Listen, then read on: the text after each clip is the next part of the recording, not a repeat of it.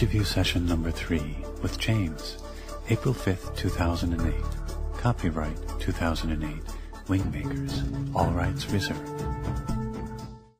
James, when did you think of doing this whole project? You know, and by whole project, I guess I mean the Wingmakers and Event Temples and Lyricus. When did that whole vision kind of come together? Well, since I was a young child, I knew I was an interpreter.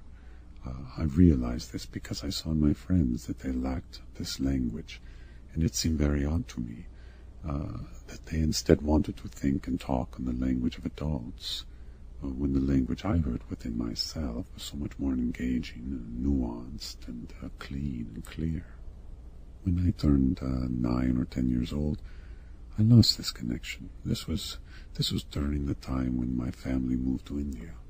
It was a cultural shift that caused the disconnection, and I became very adept at defining a new voice, the voice of separation, otherwise known as an atheist. You're going to tell me you were an atheist? In India, my father was actually more available to me than any other time in my life, and his influence was strong as a result.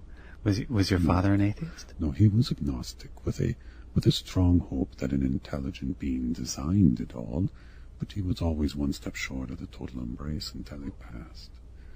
You see, his post in India was quite simple for him, so he had time on his hands, and so I became his pupil of sorts. He also knew that I wasn't enjoying my time in the local schools. It was very hard on me, on all of his children, and perhaps somewhat out of guilt he made sure that he spent a lot of his time with me and my siblings as well. I dove into the world of science in my mind for the first time in my life.